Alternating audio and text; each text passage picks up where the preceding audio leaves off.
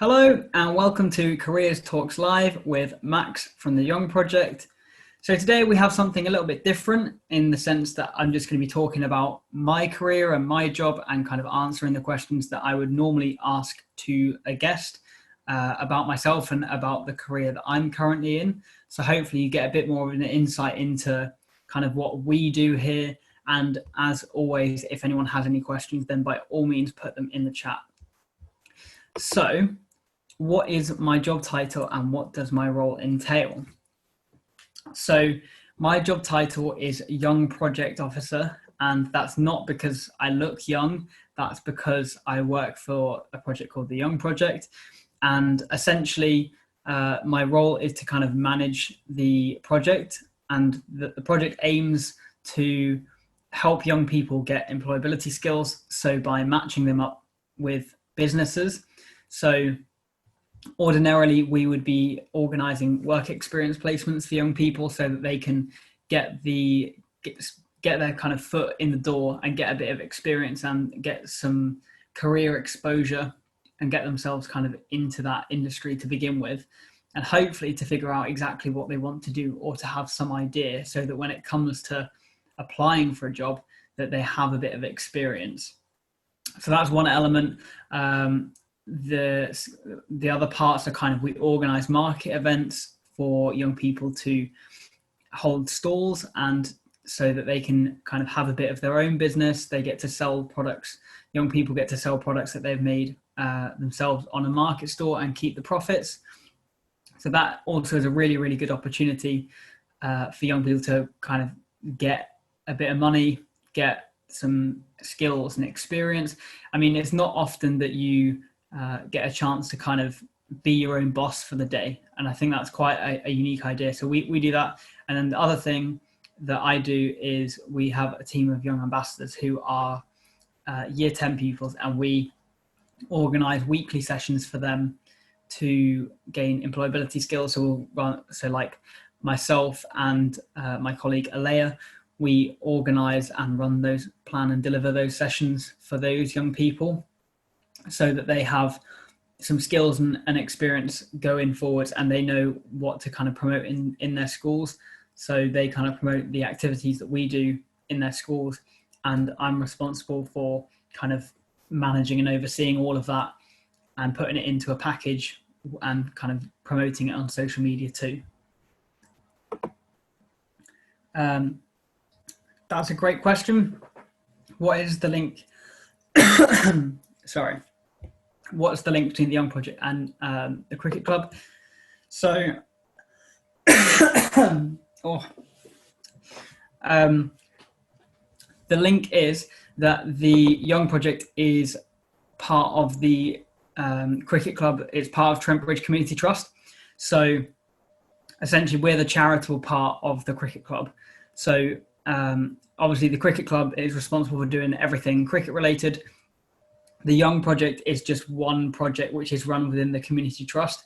So that's a charitable part of the cricket club, but almost all of the projects in the charitable part, none of them do cricket at all. So it's more about kind of helping and reaching out into the community, giving people a bit of some skills and experiences, and helping local people with to kind of progress equally.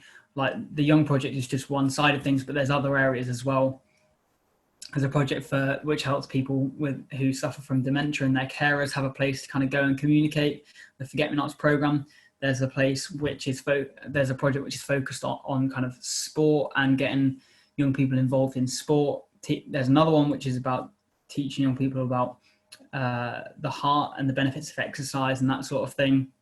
And then there's also a mentoring project too, where kind of young people are coached one-to-one and kind of help to overcome situations. But that's kind of all beyond what I do. My role is just within the Young Project, which, as I said, is one part of the Trent Bridge Community Trust, which is like, it's part of the cricket club, but it's not cricket related. I hope that kind of makes sense. So how did you get to where you are today, and what was your route into your job? So my route into my job, it's basically, I'm going to try and explain it in a simple way. So I went to university. I had a couple of jobs kind of before university. I did quite a bit in schools. I did some kind of classroom assistant type jobs and work experience. So I did quite a lot of work with young people and just in the classroom and getting used to that environment and working with young people day to day. And then when I was at university, I did a 4-year course. And in the third, so my course was a sandwich course, which if you don't know what that means, it basically means that in your third year out of your 4, you do a year placement in industry. So you work for a year, you get paid to work for a year, and then you come back and you finish off your degree. So obviously, if you were to do a normal degree, I say quote unquote normal because it depends on the subject that you do. If you were to do most degrees, it would be a 3-year course and you would skip the kind of the year of industry. But where you can, I think it's really good to do a year of industry because you get so much more experience and skills which you wouldn't have had beforehand. And in my year placement, I actually worked for the Young Project, but then it was part of Rushcliffe Borough Council. So I did an internship at Rushcliffe Borough Council working on the Young Project. And then after I finished, after I finished my internship, I went back to university, I finished off my degree. And then at the end of my degree, the Young Project had changed across to Trent Bridge Community Trust. So it is now kind of run under the Trent Bridge Community Trust umbrella, but it's still funded by Rushcliffe Borough Council. So you still have that kind of involvement there. But then I was offered the job to kind of run that project. So that's kind of what I did straight after university. And I've been there ever since now, nearly 2 years. So basically done about 3 years in the Young Project. So that's kind of where I am today. It's not like a long job history or anything like that, but that's kind of how I got to where I am. Qualifications wise, what qualifications do I have? I have GCSEs, I have A-levels, and then I have a degree in business studies. And that's pretty much it. There's a few other kind of minor like professional qualifications like first aid and like a couple of social media bits, but nothing like crazy. And I mean, quite a lot of people do like master's degrees and stuff, but I've not got anything like that. So that's basically it, kind of GCSE, A-levels, and then a business studies degree. And if you're interested in like A-levels or GCSEs, I did more than happy to share that if you want, but I won't go into it too much because unless you want to. Did you find having a degree helpful in getting a job? So I think that's an interesting question, because what I found useful in getting a job was having the placement year, because if I didn't do the placement year and have that experience, then I wouldn't have had a job like afterwards. But because I worked hard in my placement year, I got offered to do the same job again at the end. Having a degree can help you in getting a job, of course. But again, I think it depends on the industry and on your degree. If you do like a specific degree, for example, like medicine, you're kind of limited on going into that field. And in that instance, I think having a degree really does help you in getting a job. I think getting a degree does not necessarily impact your chances of getting a job. The thing that I found more difficult was finding a placement during university. So I applied for about 50 different placements and I didn't get any of them. And the one that I did get at the Young Project was literally the last one that I applied for. So that was a big challenge, but I didn't find it too difficult getting a job after university because I'd had that experience. But I think it depends. I mean, if you think about it, like everyone who goes to university, and it's becoming more of a common thing, everyone goes to university and everyone gets like a degree. They get a 2-2, 2-1, a first, or whatever it is. Whatever grade that you get, there's going to be other people who have the same grade as you. So I think a degree can be helpful as long as you do other things alongside that. So if you kind of put yourself out there and test your comfort zone and like take on some responsibility or join a society or join some clubs and stuff and kind of do some volunteering. If you make the most of your time there, then I think that would definitely help you in finding a job afterwards. And I think as well, that's what made it easier for me as well, because I did quite a few bits while I was at university. Like I ran some badminton sessions and stuff where I had to kind of lead some sessions and speak to people on a regular basis. So I think that helped me too. That's a very long-winded answer to your question, but I think in short, it kind of depends on what degree that you do. But yeah, hopefully that's kind of helpful. Do I have any advice or tips on how to maximize your chances of getting into this profession? I think this profession like that I'm in, it is quite niche. It's very, very specific, and there's not that many kind of jobs out there like this, because it's like a charity project, and I mean, in a way, I guess there's probably quite a lot of project management jobs out there. So if you wanted to get into project management, I think it's kind of about doing some research and figuring out exactly what angle you want to come from and what you're most interested in. But yeah, as I said, I think it's difficult to say what things would help to get into this particular job. If I think most of all, the thing that I would say is to get experience the earlier, the sooner that you can. So the more experience that you can get, the better position that you're going to be in ultimately. So a lot of people, when like coming out of like university or they coming out of school or whatever, they set themselves an expectation and they'll say like, I want a job which pays X amount, which works for some people, but realistically, if you do that, then you're limiting yourself on what jobs are available to you. If you know what you want to do and you're kind of set on the career that you're set on a particular career, see if you can get some experience in that particular sector, even if it's unpaid. The fact that you've got some relevant work experience in that sector is really going to help you further down the line, because you can say then if you have an interview, or if you might even meet someone that can help you to get the experience or to find that job. So I think for me, it's like trying to build that experience as soon as possible, and like don't necessarily be afraid to take some unpaid stuff, because as much as money is great, that can come further down the line. And I think the most important thing is that you're going in a direction that you want to go in. To what extent would I recommend the route that I took? Like I said, I would absolutely recommend the route that I took. It was a little bit unconventional, in the sense that it's quite niche.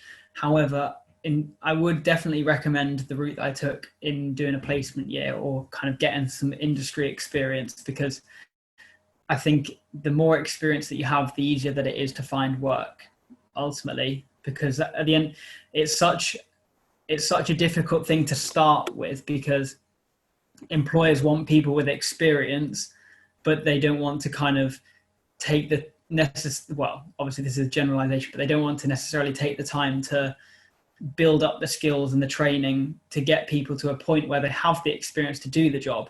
So it's kind of like a catch-22 situation. So definitely build up the experience, and that's what I would say. And yeah, definitely I would recommend the route that I took. I think my degree was good, but I think the more valuable thing was the things that I did alongside my degree, not necessarily the degree itself. What does a typical day look like for me? So it really depends on the time of year. There's no kind of, I think as the same with most jobs, there's no such thing as a typical day, but it depends on the time of year. For example, in summer, in normal circumstances, we would be kind of planning for our events. We would be doing all the different bits and bobs surrounding that. It takes quite a while to plan and deliver an event, a good few months to plan and deliver an event. So that's quite a lot of work, and it would be like licenses and ordering and booking stages and planning what things are going to look like and how they're going to work. Also kind of filling in work experience placements. So speaking with employers and business partners and young people to try and match those people up. So that's another part. And then another part is kind of speaking with the ambassadors day to day, and even, and this might sound boring, but doing some admin work. So in terms of like noting down the stats and stuff for the things that we get assessed on, that's quite a big part of the job as well. And even things such as updating social media accounts, that takes some time, like Instagram, Twitter, Facebook, LinkedIn. We've also got a YouTube now where most of these are being uploaded slowly but surely. So, I mean, if you want to get involved in there, all the links will be in the description of the video. But yeah, all of that kind of takes up quite a lot of time, and then occasionally we'll have some meetings and stuff. So there's no real day which is like quote unquote typical, and it does all kind of depend on what's happening and what the time of year is. We might go through stages of kind of planning for the future. So yeah, I mean, ordinarily it might have maybe a couple of meetings and then like some kind of admin work and trying to build a bit of a presence. So that hopefully that kind of explains it. What was the biggest factor that helped me in my journey? I think I've already kind of covered this, to be fair. I think for me, it was the experience, but I think like also the attitude. So I always try and kind of work really hard at what I'm interested in and what I want to achieve, because I think one, it shows you in a good light because you are able to get your things done and get the things that you need to done within the time that you've been set. But also it shows that you're willing and able and that you're enthusiastic. And a lot of people will notice that. And so it kind of opens doors later down the line, and you can have some additional opportunities to potentially progress that you might not otherwise have.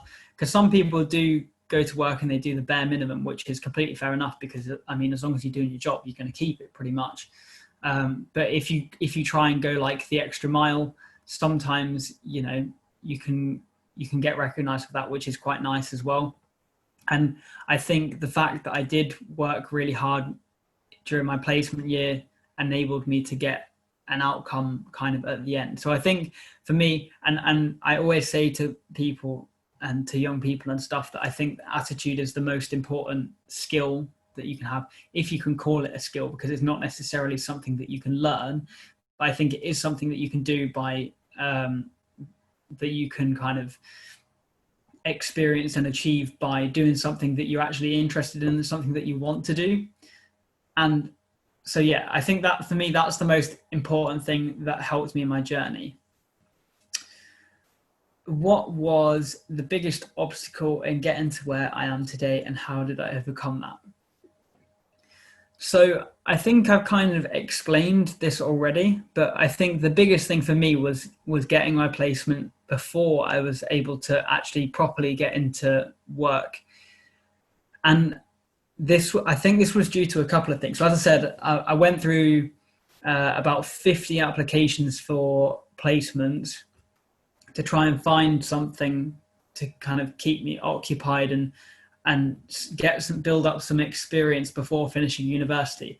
And this was over quite a long time. So I think I started applying around like November or Christmas time of that year. And then it wasn't until about July of the following year that I was actually able to get a placement. So it took about 8 months to actually find something. And I went through so many applications to try and get that experience. And that was such a huge barrier because it's such a setback when you keep getting rejected over and over again, or quite a lot of, if you're doing a job search, then quite a lot of it will be you getting set back because you don't hear anything and then you don't kind of feel like you're making progress. But the way that I kind of overcame that was So I struggled because my applications basically weren't good enough. So what I was doing, I was mass sending out applications. I sent out lots and lots and lots. And because of that, I didn't kind of pay attention to the companies and what they were looking for. And I made a few mistakes. I put, like, for example, it's really bad, but on one of them, I put the wrong company name and like a blurb about a different company onto an application. So obviously I didn't hear back from them. But I think, for one, it was just the fact that I didn't kind of take care with my application, and I didn't review each one, and I didn't take the time to kind of apply it to each one. And that's something that I've really learned to adapt to, and something that I try and help other people with doing. And that's also like how we kind of try and teach young people to do the same, because it is important. And if you don't have it, and if you've not experienced it, then it can be really, really challenging. Question in the chat: where do you see yourself in the future? So I think that is a difficult question, because obviously I wish that I had a crystal ball, but I don't. I think I can see myself trying to kind of help other people. I think that's always been in my nature, and definitely in some sort of, in a people-facing role. I think I'll always be in a people-facing role. I'm not the sort of person that can just kind of sit behind the laptop and do admin work all day, because I like speaking to people and I like meeting new people and stuff like that. So I think it's hard to say at this stage, because I am so early on in my career. But I mean, potentially the goal might be to run a business or something like that. I mean, I don't really know, to be completely honest. But I think definitely try and progress as much as I can and grow as much as I can, and learn. The most important thing for me is that I learn and I develop every day, and that I kind of take some time to reflect and realize what's gone well and what hasn't gone well, and what I can do in the future to fix that and to put me on a pathway that I'm happy with. So kind of says, does the Young Project cover the whole of Nottinghamshire or just the Rushcliffe area? So the Young Project just covers the Rushcliffe area, purely because we are funded by Rushcliffe Borough Council. So we work within the Rushcliffe area predominantly, and because that's who we kind of have to focus on. So like all of our events are run within the Rushcliffe area, and all of our kind of attention is on the Rushcliffe area. So if you had to do anything again, what would you change? I don't think I would necessarily change anything about the route that I've gone down, because I think it is a good route, and I've learned so much and I've ended up in a decent position. But I think what I would change maybe is just to get more experience earlier than I did, and to like find a proper job or a part-time job before I did. Because a lot of the earlier jobs that I did tended to just be kind of either really short-term work experience placements, or like a couple of hours a week, or for like a short period of time. So I think it would have been nice to get a bigger variety of work experience, and maybe that would have helped me earlier. And then also maybe just to try and learn my lesson earlier about the whole application thing. But again, I learned it in the end, so I don't think I can really complain too much about that. Most important lesson that I've learned so far in my career. I think this might be a bit of a different one, but I think it's the fact that like it's okay to do things wrong, which sounds weird when I say it like that, but like it's okay to kind of make mistakes, because at the end of the day, everyone's always learning in your career, and like as long as the mistake is not like massive. I mean, even if it is massive, the fact is like you can make mistakes, but as long as you kind of learn from it, I think that's the biggest thing. Because quite often with some things, like at the time, if you're doing something, you've like worked really hard at whatever it is, and then it comes to it, and like you think it's really really good, and then occasionally like you might get some bad feedback from something, or someone else might suggest something which you either didn't consider, or that you think like actually that makes no sense, because like I worked really hard to achieve this, and to try and do this, and then like coming at it from a different perspective because they've not seen all the hard work. Which I know that sounds very generic, but like it's easy at the time to get like to beat yourself up about it and think, oh, like I could have changed this, or maybe that wasn't the right thing to do. But then I think in reflection, you kind of realize that they might be right, because you get so kind of caught up in what you're doing and the task and stuff that you have to do on a day-to-day basis, that you fail to see other people's perspectives. So I think that's one really important lesson, the fact that it can always be viewed from a different perspective, and to try and view other people's perspectives. But also I think it's important to reflect too. And that's something that maybe I'm still trying to work on, because like the process of kind of evaluation can mean that you're always improving at whatever it is. So if you're kind of struggling with something, or if you've completed something and you've finished a task, then maybe you might say, okay, what went well? What could have gone better? What can I do? What can I do for next time? If I was to do it again, would I change anything? Kind of like asking some of the questions on here, because that way like you're constantly improving, and you're evolving and making progress on yourself, and also in your career. Because I think that's one of the most important things that I've learned, is to kind of constantly try to learn. And like, just because you've make it, as I said, like you can make mistakes. No one's perfect. No one's expecting people to like do everything amazingly all of the time. And no matter how hard that you try at whatever it is, there's always going to be a point where either something that you've done doesn't go how it was meant to, or that something happens outside of your control, which impacts the situation and the work that you've put in. So all of those things, I think, can have a big impact. And I think I've kind of learned a bit about all of those as well. I hope all of that kind of makes sense to you, and it's not just waffle, because I wanted to kind of make it fairly generic, but also put in some kind of rough examples about what I've kind of learned, and try and put it into context and a bit of perspective. So yeah, I mean, that's all of the questions that I've got for myself, interviewing myself. Do you manage anyone, and if so, what is it like? So I do. I manage my colleague Alea.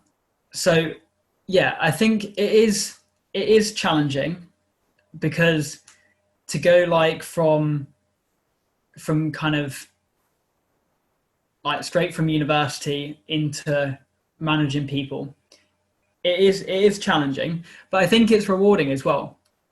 And I think the experience of managing people completely depends on who it is that you're managing, and also how your personalities kind of match. It depends on a lot of things actually, but like how well your personalities match, how well that you kind of respect each other, how clear the boundaries are between like both of you in terms of like the expectations of each person, and like how that kind of dynamic works.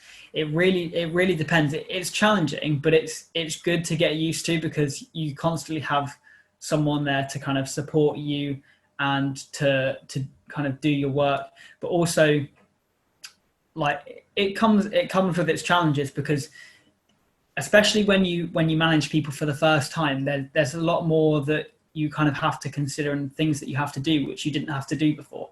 For example, like even conducting things like more like HR processes, like reviews and oh my gosh, I don't know if you can you guys hear the rain? I don't know if my microphone's picking up. I'll obviously cut this out in the edit, but I want to make sure that, no, okay, fine. Yeah, I think even when you're doing things like reviews and stuff, it's something that you've never had to do before. So by that I mean like annual reviews and quarterly reviews, where you kind of look at the performance of your employees. Even that's difficult, and it can potentially lead to like some difficult conversations.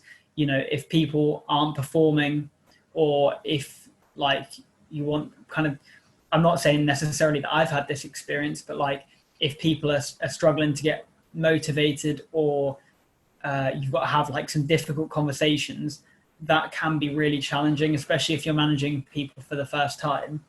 But the good thing about that is that you can always kind of refer and speak to your manager and kind of get that experience, and you're not like completely by yourself.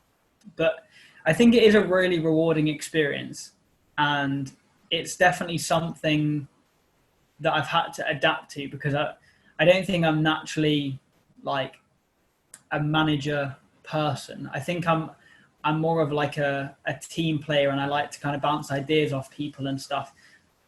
But that doesn't, I mean, there's lots of different kind of manager styles, and being a manager doesn't necessarily mean that you have to be like, go do this immediately or you're fired. It's not, it's not quite like that. It depends on how you are as a personality, but you can use your personality traits and how you are as a person to kind of shape your experience of that. So yeah, I think it's rewarding, but it's challenging at the same time. Thank you very much for watching this episode of Careers Talks Live. I hope that you enjoyed it and it was useful. And if you did, please leave a like rating, subscribe below for more Careers Talks Live. These will be coming out one by one. And leave a comment with any thoughts that you might have. And we look forward to seeing you in the next one.